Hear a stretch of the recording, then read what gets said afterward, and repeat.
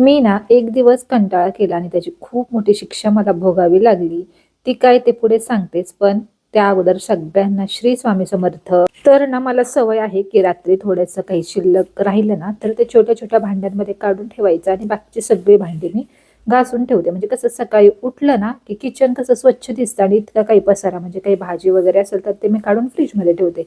पण रात्री काय मला खूप कंटाळा आला आणि मी सगळं तसंच ठेवलं. म्हणजे वरण भात वगैरे जे उरलं होतं ना तर ते तसंच ठेवलं. ते डब्बे वगैरे मी काही घासले नाही आणि सकाळी उठले तर पाहते तर एवढी भांडी त्याची मला घासण्यासाठी झाली. आता थंडी आहे आणि थंडीत जर सकाळी सकाळी अशी इतकी भांडी घासायला लागत असतील ना तर त्याच्याहून मोठी शिक्षा कुठली नाही. कारण खूप थंडी सध्या आमच्या इकडे पडतीये. पण तरी सुद्धा ना मी सकाळी छान हेअर वॉश केला, थोडासा नट्टाफट्टा केला आणि डायरेक्ट भांडी घासायला किचनमध्ये आले.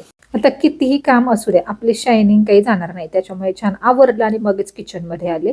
आणि मग सगळ्यात अगोदर ना मी भांडी सगळी घासून घेतली. कारण सगळी भांडी घासल्याशिवाय काय मला पुढचं काम सुचणार नव्हतं. आता हेच माझं डेलीचं रुटीन असतं, त्यामुळे हेच मी तुमच्याशी रोज शेअर करत असते. विशेष काही नाही, पण घरातलीच कामं. आणि त्यानंतर काय मस्त आज पोह्यांचा नाश्ता केला, कारण सगळ्यांना पोहे खायची खूप लहर आली होती.